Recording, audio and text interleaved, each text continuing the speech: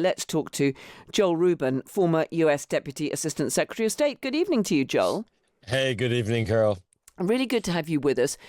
So J.D. Vance has gone to join the Special Envoy, Steve Witkoff, and Jared Kushner there talking to the Israelis.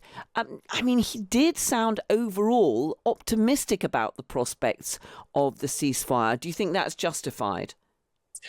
Well, I thought it was a very refreshing press conference that the vice president gave, where he was very realistic and trying to put some teeth into a pretty soft agreement overall. Now, I'm a supporter of this agreement. I think it has already been successful, certainly in terms of stopping the bombing, getting the hostages out, and seeing more aid go in. But it doesn't have a lot of teeth about how it's going to follow on into the next phases. So today, the vice president did a good job of laying that out. But that's where it gets dicey. Who's going to come and monitor? How are the signatories to the deal going to verify whether or not the commitments are being met? And of course, what is the punishment mechanism if the parties don't do what they committed to doing? So a lot more questions, but certainly I think the VP did lay out a very strong, practical set of goals in the near term to get this moving. Let me just pick up on what he was saying there, because he was warning Hamas that they will be eradicated if they don't uphold the ceasefire. This is exactly what President Trump was saying last night. Is it clear whether this is just a general threat, or is it clear exactly what further pressure is being exerted here? Is it a threat to say to Israel, okay, well, you carry on, ceasefires off, and you can go back into a military offensive? I think there are two messages happening right now. The first is the one that you just described, the threat message. That speaks to the domestic Israeli audience that is very nervous about this agreement, that is Prime Minister Netanyahu's base, saying, look, if all else fails, you can go back in, or we will support you in going back in. So that keeps it calm, because there are a lot of hiccups in this. Hamas is not complying with what it agreed to entirely, and Israel and Hamas have exchanged fire and people have been killed. But the second audience, is that he's telling the rest of the world as well that if you don't get in the game and get involved and help us make this real, there will be a renewal of the war. I don't think President Trump wants to put American troops in harm's way, which means the Israeli military would be the one to do that. And it would mean that he would no longer push Netanyahu to comply with the agreement and allow Netanyahu's space to go back in. So these are the multiple messages. It's useful, it's valuable, but if we say we will do it, as the president said, that's going too far. There's no realistic mechanism for that. And that would undermine our arguments about being an honest broker and seeing this deal follow through. We heard J.D. Vance also making it clear that there were not going to be any US boots on the ground inside Gaza. We're hearing tonight the Times reporting that some British forces have been sent to Israel at this stage to join some kind of embryonic force to try to monitor the ceasefire. Is that simply in a role of trying to plan what happens next? Or is it your understanding that Britain has given the Americans a commitment that they could actually help to police the ceasefire?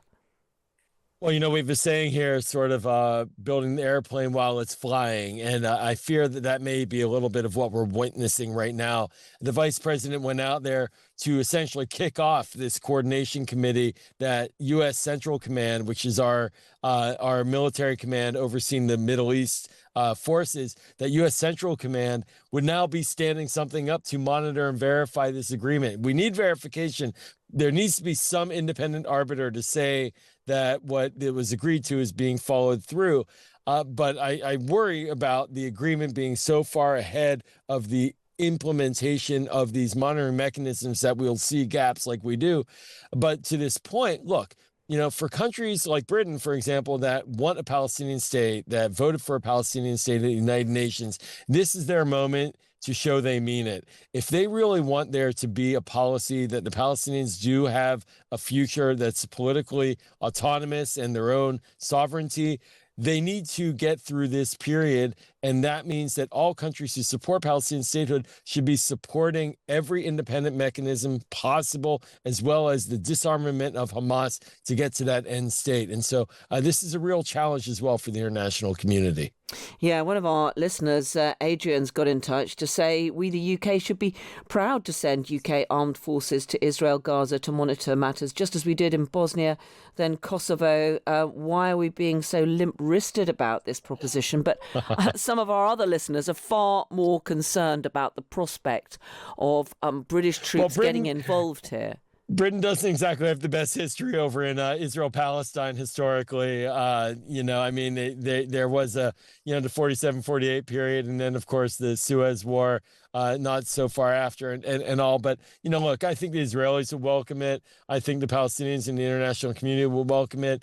I don't think they're going to be put in harm's way at this stage. They would likely sit somewhere outside of Gaza, maybe in Tel Aviv, which is a nice city, and they would be involved in the monitoring and coordination. And that would add a layer of legitimacy to this ceasefire agreement, which right now is really just paper, and it needs more operational support. We're seeing that tonight Hamas has released the bodies of 2 more dead hostages from Gaza. But, I mean, the need to try to establish whoever is going to actually be involved in this multinational force on the ground is really urgent, isn't it? Because what we're seeing is Hamas essentially flexing its muscles inside Gaza. We saw the shooting supposedly of rivals on the ground. We're hearing still of a huge amount of chaos. And if there's a vacuum like this, Israeli forces obviously have pulled back to the agreed so-called yellow line. A vacuum is a very dangerous thing, isn't it? I mean, there's a real urgent need to get some kind of stabilization force on the ground. Yeah, Carol, Hamas has a real expertise at stealing the dreams of the future of the Palestinian people, and they've been doing it for decades. And they're right now on the precipice of doing it again, as you just described, going back to the 90s when they blew up buses in Tel Aviv during the height of the Oslo peace process between Arafat and Rubin and then later Perez. So, Hamas is a spoiler. They blew up peace processes in the past. They jumped the fence in October of 2023 to undermine rapprochement between Israel and Saudi Arabia. They did not offer peace. They offered war. They got war. And now there's another chance for peace. So going around executing Palestinians inside Gaza because they were opponents of Hamas is what we're witnessing. And that is a surefire way to undermine any potential for peace and calm in this region. And so I'm glad you brought it up.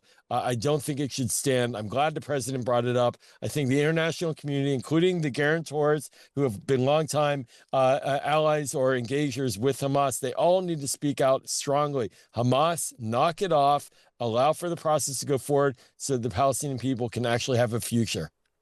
Let me just ask you about one other big story tonight. President Trump has apparently abandoned hopes of a summit with President Putin, at least for the time being.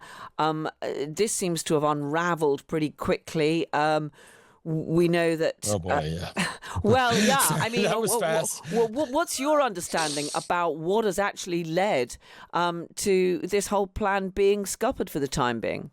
Well, I mean, it's just another delay by Vladimir Putin. No one should be surprised. Putin called Trump on the eve of his meeting with Zelensky to undermine Trump's potential agreement with Zelensky for more military hardware being sent to Ukraine. This is what they do. This is what they've been doing, stringing Trump along. The president called for a meeting in Alaska on American soil with Putin, got nothing for it but humiliation, and here we are again. And I think that hopefully this will be the moment where the president realizes he actually needs some leverage on Putin to get Putin to heel, but the Russians are just playing for time. Joel Rubin, former U.S. Deputy Assistant Secretary of State. Really appreciate your insight. Thanks so Carol. much. Appreciate it.